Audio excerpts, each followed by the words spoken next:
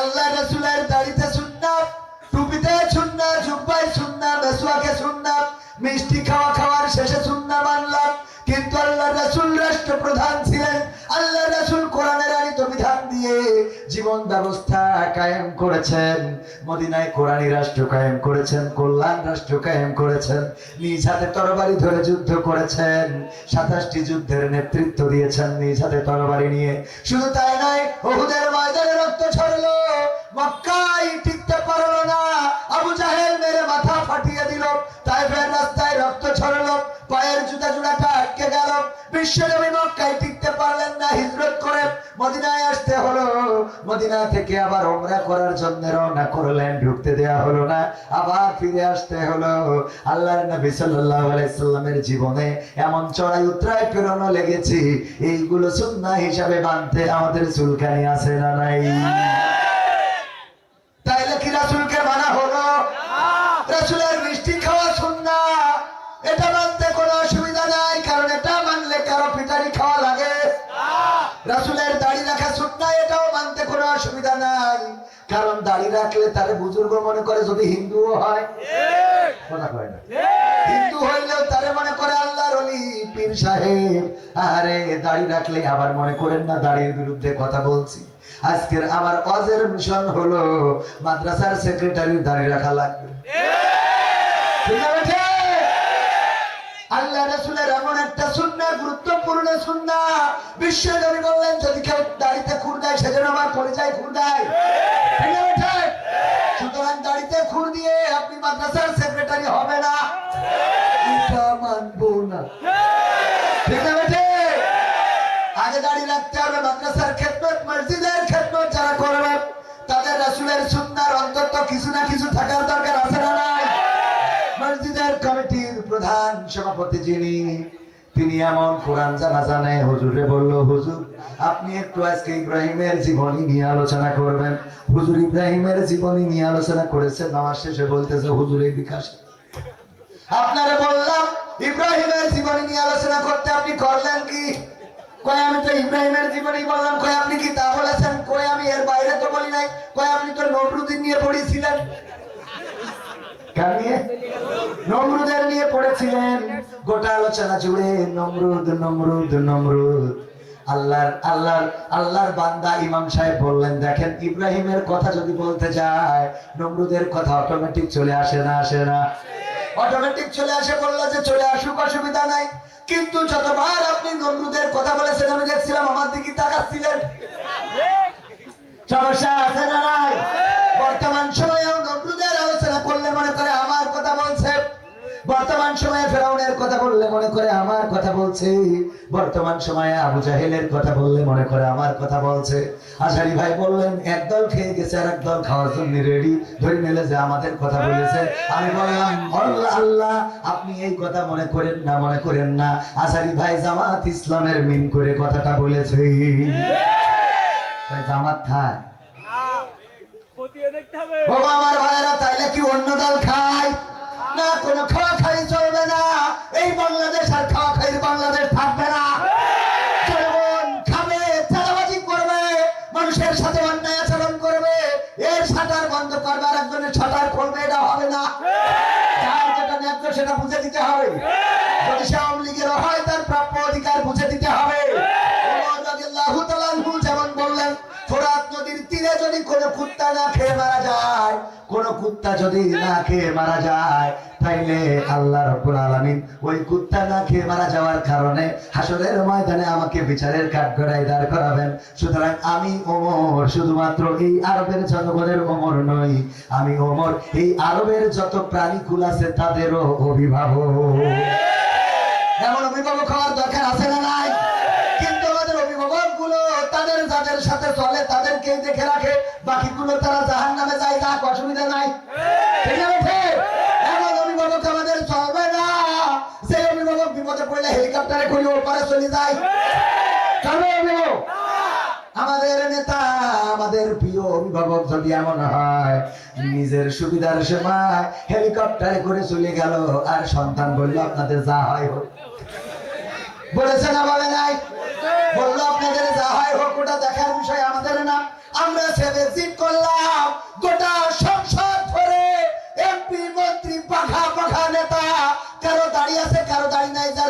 সে কেটে আর যাই নাই সে রেখে পালালো। আর বিড়ি ঘর চায়ের দোকানে বসে বলে ফেব্রুয়ারিতে আসছে কর্মসূচি, কথা কয় না। গাঁজা করে কয় যে কর্মসূচি আসতেছে, তোর কর্মসূচি যারা দেবে সব তো পাইবি। তুই এখনো কর্মসূচির কথা করিস, তোর তো মুসলমানি শুধু আগাতে কাটলে হবে না, গোড়াতে কেটে দিতে হবে। ঠিক আছে ভাই? বেয়াদব কোথায়, এটা লজ্জা তো থাকে নাকি? এটা মানুষের তো ন্যূনতম। আমার সাথে তিনজন আসছে আমার সহকর্মী, রকি হোসেন, ইমরান এবং আলামিন। আমি বিপদে পড়ি, ওরা দেখা যাচ্ছে যে আমার বিপদের সময় আমি ডাকাতি ধরি যে গাড়ি ওখানে রেখে তো দিলাম তো। আচ্ছা, ওরা আর আমার সাথে ওদের আর আসা উচিত? কথা বলেন, আসা উচিত? এটুক তো কমন সেন্স থাকতে হয়। নেতা বাছাই করার সময় নেতা তো হবে সে যে ফাঁসির কাছে ঝরবে কিন্তু কর্মীদের বিপদে ফেলবে না। কিন্তু এমন নেতা, যে নেতারা একেবারে গোষ্ঠী ধরে পালিয়ে গেল, দেখা হবে না, ঠিক না বেটে? দেখা হবে না, চলে গেল। আমার ভাইয়েরা, আলোচনায় আসি। সময় অল্প, কথা অনেক বেশি বলা দরকার। 2 ঘন্টার নিচে আমার আলোচনা কোনোভাবেই হয় না। যাই করি তাই করি, 2 ঘন্টা লেগে যায়। এতে যদি টাইমের বাইরে আপনারা করেন তাহলে সমস্যা। ভাইজান বললো যে না খেয়ে উঠবেন নাকি, বললাম টাইম খাওয়া লাগবে না। আগের সময়ের গুরুত্ব যে দিতে পারে না সে জীবনের গুরুত্ব দিতে পারে। সময় মানেই জীবন, জীবন মানেই সময়। আপনার সময় শেষ হয়ে গেল মানে আপনি মারা গেলেন। জীবন ফুরায় না, কি ফুরায়? জীবন ফুরায়? জীবন ফুরায় না, ফুরায় কি? সময় ফুরিয়ে যায়। এই সময়টা আল্লাহ দিলেন ওয়ালাস, মহাকালের কসম করে বললেন ইন্নাল ইনসানা লাফি খুসর, প্রতিটা মানুষ ক্ষতিগ্রস্তের মধ্যে রয়েছে। আল্লাহ সময়ের কসম কেন করলেন? এমন একটা সূরায়, ছোট্ট সূরা, আপনারা পড়লে বুঝতে পারবেন। এখানে 4টা গুণের কথা বলা হয়েছে। 4 শ্রেণীর মানুষ বাদে সব ক্ষতিগ্রস্তের মধ্যে। সূরাটার শানে নজুল হলো যখন আবু বকর রাদিয়াল্লাহু তাআলা আনহু খুবই অভাবগ্রস্তের মধ্যে পড়ে গেল। অথচ আবু বকর ছিল মক্কায় একজন সম্ভ্রান্তশালী ব্যক্তি। টাকায়, সম্পদে, অর্থে, বৃত্তে কোনো দিকে কোনো কম ছিল না। এত অর্থ ছিল যে বেলালের নির্যাতন করছে উমাইয়া। এটা দেখার পরে আবু বকর বলল, ওগো উমাইয়া, তোমার এই কৃতদাস, কালো গোলাম হাবশী কৃতদাস, তার এত নির্যাতন কেন করো? তুমি তো চাইলে তার বিক্রি করে দিতে পারো। কয় এমন কালো মানুষটারে কিনবে কে? বলল আমি কিনে নিতে পারি যদি তুমি বেচতে চাও। একটা চড়া দাম বলে দিল যে এত দাম যদি দিতে পারো তাইলে আমি তোমারে দেব, সাথে একটা সাদা কৃতদাস দিতে হবে। বলল ঠিক আছে, আমি রাজি। তোমার একটা সাদা পরিষ্কার, আমাদের গার রং কালো আর সাদার মধ্যে পার্থক্য আছে না নাই? দাম কম বেশি আছে না নাই? মেয়ে যদি একটু কালো হয় নিতে চায় না, এমন আছে না নাই? এই জন্য বিউটি পার্লারে যায় আর সুন্দর করে সাজু গুজু করে আসে। ওইটা দেখার পরে আমার যুবকেরা মনে করে পরিমণির খালাইটা বোন ধরেই নিয়েছে। 1 বছরের পরে গান গাই, আমি পারি না আর পারি না, আমি কেন মরি না, আজরাইল কি চিনে না আমারে গো, আমি পারি না আর পারি না। হয়তো 2 দিন আগে, হয়তো 2 দিন পরে মরবো, আগে মরলে কি ক্ষতি? ওরে এই দুনিয়ার রং তামাশা বুঝলাম না রে এক রতি। ও আমার ঘরের রমণী, সে যে কালে নাগিনি, এই জীবননগরের বিউটি পার্লার আমার বাজাইছে 12টায়, আমি পারি না আর পারি না। ঠিক না বেঠে? কারণ বিউটি পার্লার থেকে সাজু গুজু দেখে মনে করে ওরে আল্লাহ এইটাই লাগবে, আব্বা কিছুই বুঝি না, আবেদারে লাগবে। কারে লাগবে? আবেদারে লাগবে। তবে এখনকার কিছু পোলা পানাবার চালাক হয়ে গেছে আমার যুবকেরা। ওরা চেহারায় দেখার আগে পার দিকে তাকায় দেখে যে টাওয়ার পাচ্ছে কিনা। ঠিক আছে, আগে পায়ের দিকে দেখে যে ওখানে টাওয়ার আছে না নাই। যদি দেখে যে এখানে টাওয়ার নাই তাহলে উপরে নেটওয়ার্কের ডিস্টার্ব আছে না। তবে এখন ধরে কষ্ট আবার নাই। কি উঠেছে ভারতের পাশে আপনাদের বাড়ি, কালো মানুষ 1 মাস ধরে দেখিনি, হঠাৎ করে দেখি সাদা ফক। চোখে পড়ে না? পড়ে না? আল্লাহ দেওয়া কালারটা পছন্দ হয় না। এই জন্য ইন্ডিয়া থেকে নাইট ক্রিম এনে, ওইটা নাইট ক্রিম বলে আমি যদি বুঝি। হ্যাঁ, আমার স্ত্রী বললো যে আমার একটা নাম পরিষ্কার, তারপর লাগালাগি। বললাম লাগাও, যা করো, তুমি শোয়ার সময় একটু সাবধানে শুও। কারণ দেখা যাচ্ছে ওয়াশ করতে উঠবো, তোমার নাইট ক্রিম লেগে 1 পাশ সাদা হয়ে গেল, 1 পাশ কালো হয়ে গেল, তাই না? শোয়া তো একসাথে, আলহামদুলিল্লাহ। 1 বালিশে শোয়া শুন না, সুবহানাল্লাহ বলবেন। শোয়া কি সুন্নাহ। আল্লাহ রাসূল সাল্লাল্লাহু আলাইহি ওয়াসাল্লাম ভালোবাসা। এখন তো ফেব্রুয়ারি মাস, কালকে লাইলাতুল ফেব্রুয়ারি আসছে, ঠিক না বেটে? ভালোবাসা গতকালকে আলোচনায় বলেছিলাম, ভালোবাসা ওদের মধ্যে নাই, ভালোবাসা আছে ইসলামের মধ্যে। কেমন করে স্ত্রীকে ভালোবাসতে হয়, কেমন করে স্ত্রীর সাথে খাবার খাইতে হয়, কেমন করে পানি পান করতে হয়, কেমন করে স্ত্রীর সাথে দৌড় প্রতিযোগিতা করতে হয়, সব ইসলাম শিখিয়েছেন। বলেন সুবহানাল্লাহ। এটা বাইডেন শিখায় না, ডোনাল্ড ট্রাম্প শিখায়। ওদের খুঁজে রাখেন না, 3-4টে করবো, একটারও খোঁজ রাখেন না, ঠিক না? ঠিক। বউ কন্যে কখন কনে কিনা ঘুরে বেড়াচ্ছে একটা শুনি, যেটা সামনে নিয়ে আসে ওকে নাকি বউ না গান ধরেন, আছে না নাই? আর বিশ্ব নবী শিখালেন কেমন করে ভালোবাসতে হয়। খাদিজা রাদিয়াল্লাহু তাআলা আনহার বয়স ছিল কত? 40 বছর। আর বিশ্ব নবীর কত? 25 বছর বয়সী একজন যুবক, টকটকে যুবক বিয়ে করলো খাদিজা রাদিয়াল্লাহু তাআলা আনহা। ইতিপূর্বে 3 জায়গায় বিয়ে হয়েছে, শুধু তাই নয়, ওই পক্ষের সন্তান রয়েছে। সেই মানুষটাকে বিয়ে করার পরে আল্লাহ রাসূল সাল্লাল্লাহু আলাইহি সাল্লাম বিবি খাদিজা ইন্তেকালের আগ মুহূর্ত পর্যন্ত, ইন্তেকালের আগে পর্যন্ত একজনকেও আর বিয়ে করেন নাই। যারা বলে আমার রাসূলের চরিত্র নিয়ে প্রশ্ন তোলে, তাদেরকে বলতে চাই, ওগো জাহেল, আমার রাসূলের যখন যৌবন ছিল, রাসূল যদি চাইতেন আরো বিয়ে করতে পারতেন না? পারতেন না? 25 বছর বয়সে 40 বছর বয়সী বৃদ্ধা খাদিজা রাদিয়াল্লাহু তাআলা আনহা আম্মাজানকে বিয়ে করলেন। আর সেই মানুষটাকে নিয়ে জীবনের একেবারে পরন্ত বিকাল পর্যন্ত শুধু কাটালেন না, আল্লাহর নবী সাল্লাল্লাহু আলাইহি সাল্লামের এই স্ত্রী যেই বছরে মারা গেল, ওই বছর আবার আবু তালিব মারা গেল রাদিয়াল্লাহু তাআলা আনহু। বলা যাবে না, কারণ ইসলাম কবুল করে নাই। আবু তালিব মারা যাওয়ার কারণে বিশ্বনবী ওই বছরটাকে শোকের বছর ঘোষণা করেছিল। কিসের বছর? শোকের বছর। তাহলে ভালোবাসা কোথায়? ইসলাম কেন বললাম? খাদিজা রাদিয়াল্লাহু তাআলা আনহাকে বৃদ্ধকালে বিয়ে করেছে। তারপরে আমাদের যুবকেরা দেখা যায় কোনোভাবে একজন প্রবাসীর বউর সাথে লাইন টাইম মেরিছে, মেরিও মা বিয়ে শাদী করেছে কাজী অফিসে 2 সপ্তাহ থেকে, হ্যাঁ এখন আর নাম নেবে না, বিদেশিও গান নেবে না, এনে যাবে কথা কয় না, আছে না? নেই। ও পানটাম মারি বললো, আমি তোমার পাশে আজীবন থাকবো, ঝড় ঝাপটা যায় আসুক, কাটি ধরি থাকবো। আরে বাবা, খড়কুটো ধরি, খড়কুটার এক বাসা বাঁধলাম বাবুই পাখির মতো, এই হৃদয়ের ভালোবাসা দিলাম আছে যত। হ্যাঁ, কত গান শোনায়। এবার ভাগায় নিয়ে প্রবাস থেকে ভালোই ছিল, জীবননগরতে টাকা তুলছিল, কসমেটিক জিনিস কিনে চলছিল ভালোই। পটায় নিয়ে চলে যে হঠাৎ মনে হয়েছে, না আমি তো একটা ইয়াং পোলাপান, আমি কেন এক বাচ্চার মা বিয়ে করবো? ব্যাস এইটারে ছেড়ে দিলে ও করলো কিসির, যখন আর হবে না, লাইফটা শেষ। এটা কি ভালোবাসা হলো? ভালোবাসা তো সেটা যেটা আল্লাহ রাসূল সাল্লাল্লাহু আলাইহি ওয়াসাল্লাম যে তরিকা শিখিয়েছেন। ফাতেমা রাদিয়াল্লাহু তাআলা আনহাকে বললেন, আজকে আমি একটা পাত্র আনবো, তুমি দেখবা দরজায় দাঁড়িয়ে, যদি তোমার পছন্দ হয় মাথাটা নিচু করে রাখবা, যদি পছন্দ না হয় ঘরের মধ্যে ঢুকে যাবা, বুঝে নেবো তোমার পছন্দ হয় নাই। আলী রাদিয়াল্লাহু তাআলা আনহুকে নিয়ে গেলেন এবং দাঁড় করালেন। আম্মা ফাতেমা রাদিয়াল্লাহু তাআলা আনহা চলে আসলেন দরজায়, দেখলেন এবং মাথা নিচু করে দাঁড়িয়ে রইলেন। আল্লাহ রাসূল আলী রাদিয়াল্লাহু তাআলা আনহুকে বললেন, চলে যাও, এবার বাজার করো, তোমার বিয়ের ব্যবস্থা পাকাপাকি হয়ে গেল। বলেন সুবহানাল্লাহ। আমাদের এইভাবে দেখতে না, যে এখন দেখতে যাই ইয়াং পোলাপান 4-5টার সাথে করে নিয়ে যে দোস্ত জিজ্ঞেস করতো, কি জিজ্ঞেস করে? কি দোস্ত জিজ্ঞেস করে, ভাবি আপনার টিকটকে ফলোয়ার্স কত আছে?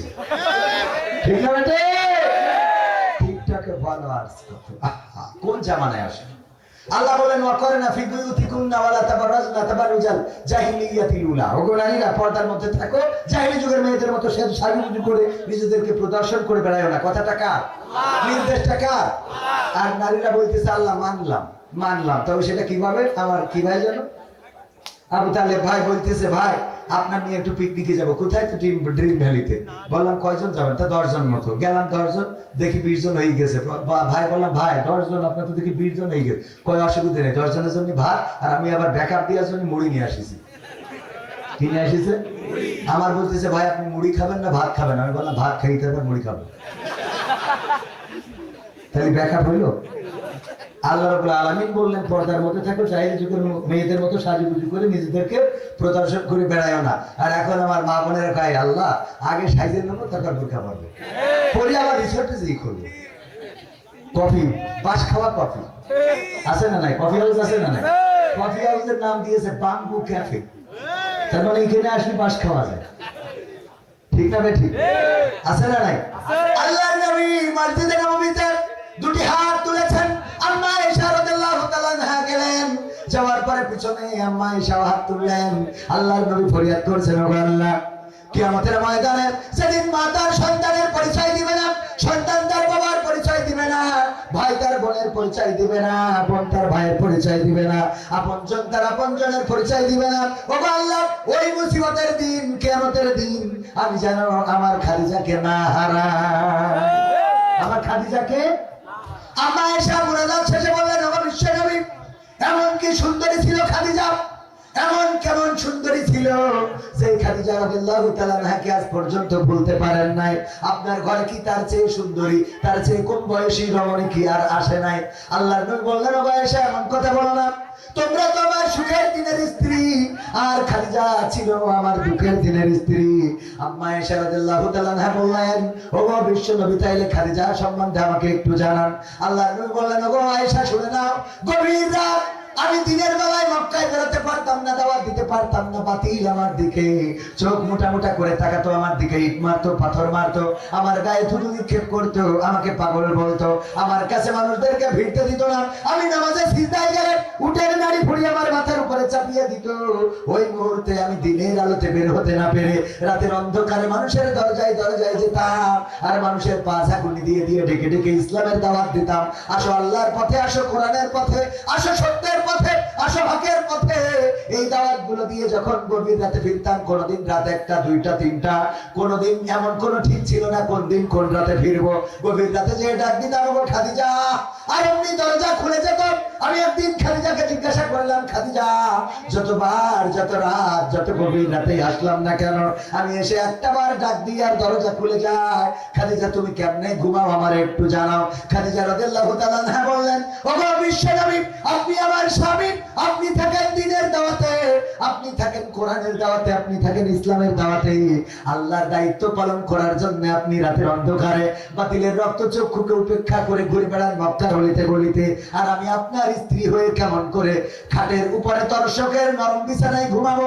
এই জন্য যতক্ষণ পর্যন্ত আপনি বাড়িতে না ফেরেন, ততক্ষণ পর্যন্ত আমি খাদিজা এই দরজায় দাঁড়িয়ে দাঁড়িয়ে পিঠ লাগায় ঘুমাই। আল্লাহু আকবার। এই ছিল ভালোবাসা। আল্লাহ রাসূলও ভালোবাসতেন। আম্মা আয়েশা রাদিয়াল্লাহু তাআলা আনহা বলেছেন, এমন গ্লাস, আমি যখন গ্লাসে পানি পান করতাম, পানি পান করার পরে গ্লাসটা যখন রাখতাম, আমার বিশ্ব নবী, আমার স্বামী, ওই গ্লাসটাই যেখানে আমি মুখ লাগাইছি ওইখানে মুখ লাগাই পানি পান করতেন। আমি কোনো হাড় যদি চিবিয়ে রাখতাম, ওই হাড়টা বিশ্ব নবী আবার চিবাতেন। আমি একদিন জিজ্ঞাসা করলাম, ওগো বিশ্ব নবী, এটা কেন করেন? বিশ্ব নবী বললেন, এটা করা মানে মহব্বত বেড়ে যায়। বলেন সুবহানাল্লাহ। শুধু তাই নয়, বিশ্ব নবী বলেছেন, তোমরা তোমাদের স্ত্রীদের প্রশংসা করো। কার সামনে? বন্ধুর সামনে। নাউজুবিল্লাহ। বন্ধুর সামনে বলে, দোস্ত মাল একটা নিয়ে আইছি, বলে ওরে শয়তান, অনেক ভালো শয়তান আছে না? ক্ষমতায় কেউ স্থায়ী হয় না, হোক না সে হাসিনা কি বারে না, সে আরটা চিরকাল থাকে না। আমার সমস্যা হলো, ওয়াজ যদি করি 2 ঘন্টা ভালোভাবে ওয়াজ করা যায়, কিন্তু মানুষ অনেকের চাহিদা হলো, ভাই খালি ওয়াজ তো কতই শুনি, গান গাবেন, ঠিক না? ঠিক। আমার জ্বালার শেষ নেই, সব রকম করতে হয়। তো এই জন্য মানে কোনো তো উপায় নেই। আমি এখনো কিন্তু শুরু করিনি। শুরু করেছি, শুরু করবো কি আর আরেকটু পরে করি ইনশাআল্লাহ। ক্ষমতায় কেউ স্থায়ী হয় না, হোক না সে হাসিনা কি বারে না, সে আরটা চিরকাল থাকে না। ক্ষমতায় কেউ স্থায়ী হয় না, মুজিবুর বেশি দিন থাকেনি, জিয়াউর কেউ তো রাখেনি, মুজিবুর বেশি দিন থাকেনি, জিয়াউর কেউ তো রাখেনি। এরশাদ চলে গেছে পৃথিবী ছেড়ে, এরশাদ চলে গেছে পৃথিবী ছেড়ে, কেউ আজ তার কথা কয় না। ক্ষমতায় কেউ স্থায়ী হয় না, হোক না সে হাসিনা কি বারে না, সে আরটা চিরকাল থাকে না।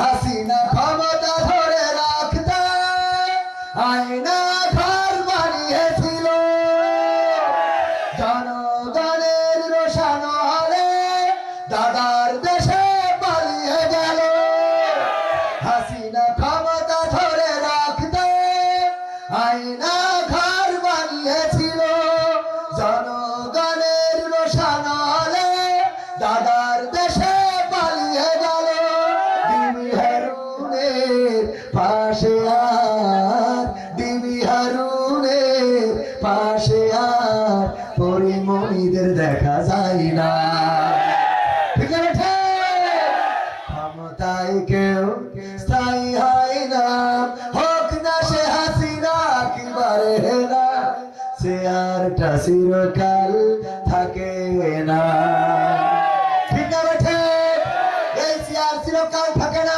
ওগো আমার ভাইরা রাসূলের সুন্নাহ নিয়ে কথা বলতে বলতে কোথা থেকে কোথায় চলে গেলাম কথার নাম লতা কি কথার নাম লতার আমাদের মতো অযোগ্য যদি হয় তাইলে তো সমস্যা আমি ভালো ওয়াজ করতেও পারি না ভালো গান গাইতেও পারি না মাঝে মাঝে পোস্টারে লেখে বিশিষ্ট ইসলামী চিন্তাবিদ আন্তর্জাতিক খ্যাতি সম্পন্ন আমি বলি ক্ষতি সম্পন্ন আন্তর্জাতিক খ্যাতি সম্পন্ন মুফাসসিরে কোরআন আমি কই করিছেন কি আমি মুফাসসিরে কোরআন না মুসাফিরে কোরআন কি কোরআন মুসাফিরে কোরআন এসেছি এখানে মুসাফির বাড়ি যশোর এসেছি চুয়াডাঙ্গার মধ্যে মুসাফির আমি মুফাসসিরে কোরআন হওয়া তো দূরের কথা যারা মুফাসসিরে কোরআন ওদের জুতার ফিতাও এখনো হইতে পারি নাই আল্লাহ যেন তৌফিক দেন তাদের ছাত্র হওয়ার যোগ্যতা যেন দান করেন বলেন আমি মুসাফিরে কোরআন মানে সফর করে এসে দুই একটা কোরআনের কথা বলি সফর করে এসে দুই একটা কোরআনের কথা বলি এই জন্য আমি মুসাফিরে কোরআন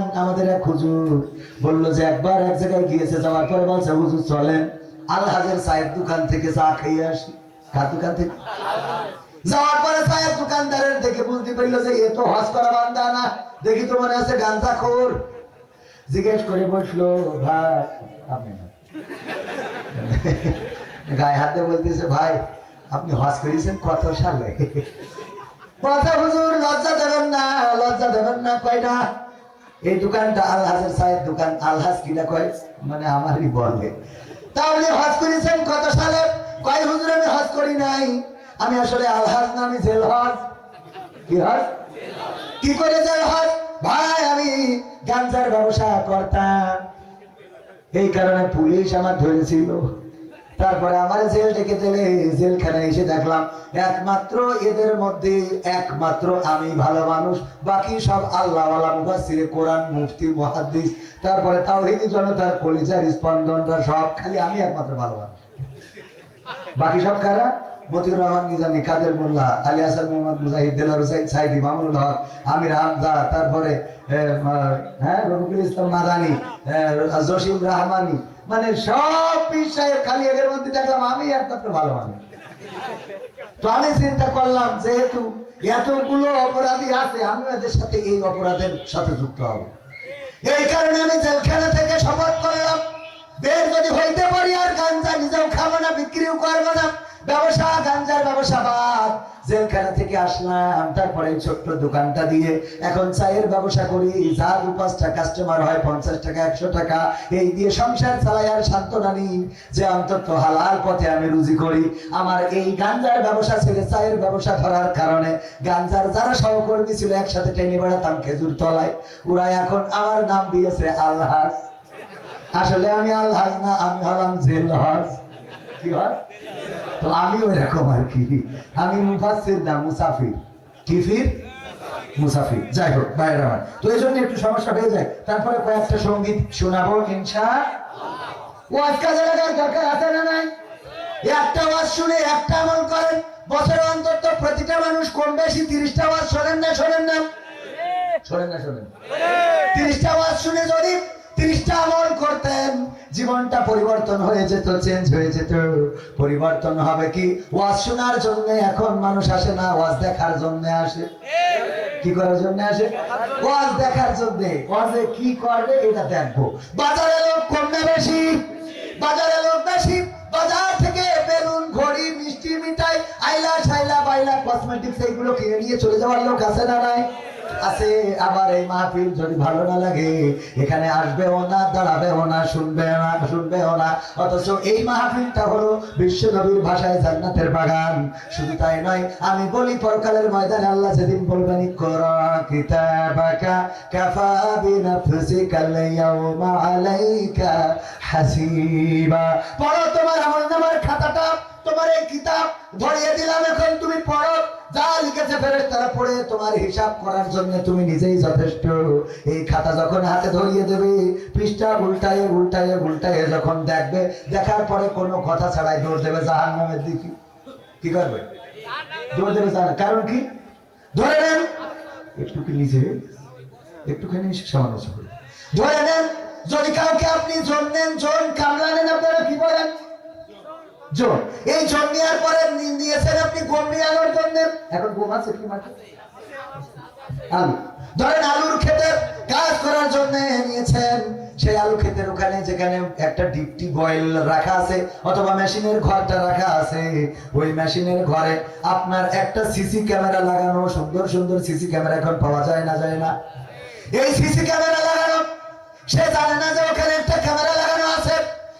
আপনার কাজ করতে যে আলুর জমিন নিড়াইতে হবে অথবা আলুর জমিনে ওই পায় বানতে হবে অথবা যাই হোক করা লাগবে, ও তাই না করে ফোন ধরা এসে বিলকিসের কাছে। হ্যালো, হ্যাঁ বিলকিস, তুমি কেমন আছো? হ্যাঁ, আজকে না আমার মালিক আমাকে মাঠে দিয়ে দিয়ে বাড়ি চলে গিয়েছে, তোমার সাথে আজকে অনেক কথা বলবো। হ্যাঁ, আজকে মালিক নেই, ফাঁকা ফাঁকা, সুতরাং তোমার সাথে গল্প হবে। আইলের পরে বসে আরে বাবা শুরু করে দিলে, তুমি আমার হয়েছে বলে আকাশটা এত নীল, এতদিন লাল ছিল। তুমি এসেছো বলে সাগরের ঢেউ এত সুন্দর। শয়তান পাপ দেয় না, দেয় না? তুমি এসেছো বলে আমার জীবন ধন্য গোলাপের রংটা এত লাল। ও, আর বিয়ের পরে কয় তুই মরিস না কেন? শয়তান। ভালোবাসা 2 দিনই কেশ মারা শেষ। ও আমার ভাইরা, ওই সিসি ক্যামেরায় ধরা পড়ে গেল। মালিক দেখলো আমার তালেব ভাই, আবু তালেব ভাই, উনি মোবাইলেও দেখা যায়, উনি কয়েকবার চেক করলো, দেখে আইলের পরে বসে খালি কল ধরায়, ফোন করে এর কাছে তার কাছে ফোন করে। যখন মাঠ থেকে বাড়ি এসে বলছে আমার জনের দাম দেন, আমার পরিশ্রমের মজুরি দেন, আমার টাকাটা দেন, উনি বললো ঠিক আছে তোমার টাকা দেওয়া হবে। এই যে মেমোরি আমি এই পিসিতে ভরে দিলাম, এই কম্পিউটারে ল্যাপটপে ভরে দিলাম, এই মনিটরে তুমি সারাদিন যে কাজ করেছো ওইটা দেখা যাবে, তুমি দেখবা, দেখার পরে তারপরে 1 ঘন্টা পরে আমার কাছ থেকে বেতন নিয়ে বাড়ি যাওয়া। এটা যদি মনিটরে লাগাই দেয়, ও আর ওখানে দাঁড়াবে? কথা কয়টা দাঁড়াবে? ও সোজা দৌড় দেবে, দরকার নেই। মালিক যদি ফোন দেয়, কই আমার টাকা লাগবে না। কারণ কি? কারণ আমার তো পূজা শেষ, আমি যা করেছি ও সব রেকর্ড হয়ে গেছে। তো আল্লাহর কাছে রেকর্ডিং করো, কিতাবাকা কাফা বিনাফসিকা আল-ইয়াওমা আলাইকা হাসিবা। আল্লাহ এই কিতাব এমন একটা কিতাব, বান্দা বলবে আল্লাহ এ কেমন কিতাব, ছোট্ট কাজটাও এড়িয়ে যায় না। কার কাছ থেকে মাহফিল শুনে যাওয়ার পরে রস ঝেড়ে খেয়েছিলেন, রস ঝেড়ে খালেন তো খালেন, আবার ওর মধ্যে ডেলা পুড়ে রেখে যায়। আছে না? আবার একজন আমার কাছে এসে বলছে হুজুর ভুল একটা করে ফেলেছি। কি? মাহফিল শুনে বাড়ি যাওয়ার সময় খেজুর গাছের রস পেড়ে খেয়েছিলাম, কিন্তু খাওয়ার আগে একটা কাজ সেরেছিলাম, সেটা হলো আমার টয়লেট লেগেছিল বলে পায়খানা ফিরেছিলাম, কিন্তু পানি না থাকার কারণে সুসার সুযোগ হয় নাই। এই না সুসে যে রস খাইছি, এটা কি জায়েজ না না জায়েজ? সহ্য না করে পারা যায়। ও চুরি করিয়েছে, করে রস ঝাড়ি খেয়েছে, ও হেগে সুসিনি, তাই জায়েজ না না জায়েজ এটা করছে। কত রকম যে প্রশ্ন আল্লাহ লিখের আছে, এ মাহফিল না করলে বুঝতাম। পাবনায় একজন প্রশ্ন দিয়েছে, হুজুর আমি অনেক কষ্ট করে একটা মেয়ে পটাইছিলাম, পটানোর পরে তারে আমি কোরআন হাদিস শিখাইছি, নামাজ পড়তো না, নামাজ পড়া শিখাইছি, কোরআন জানতো না, কোরআন শিখাইছি, হাদিস পড়তো না, শিখাইছি, একজন পর্দানশীল নারী হিসাবে তারে গড়ে তুলেছি, আল্লাহ আল্লাহ বানাই ফেলেছি। এখন ও আমার সাথে ভালোবাসতে চায় না, আমার সাথে প্রেম করে না, আমার সাথে তার এখন সম্পর্ক নেই, এর জন্য ও কয় নম্বর জাহান্নামে থাকবে। আমি বললাম শয়তান, তুই তো তেজ মেলে দিতিস তুই, কারণ প্রেম যতক্ষণ সে কোরআন বোঝে না, হাদিস বোঝে না, ততক্ষণ সে প্রেম করবে। কথা কয় না? পুরান হাদিস বুঝলি আর প্রেম করবে? তুই প্রেম করি পটাই নিয়ে পুরান হাদিস পড়ালে কোন দুঃখ? ও কোরআন পড়িয়ে বুঝাচ্ছে পর্দার খেলাপ করা যাবে না, ও তোর সাথে প্রেম করবে কোন লাইন দিয়ে না সেটা কথা। তো খাল কেটে নিজে কুমির ডেকে নিয়ে এখন আমার কাছে ফতোয়া করলো। এখন যেটা ভালো বানাইছিস তাড়াতাড়ি যাইয়ে বুঝাই বাজারে বিয়ে খাওয়া শিগগিরি, শীত পার হতে দিস না।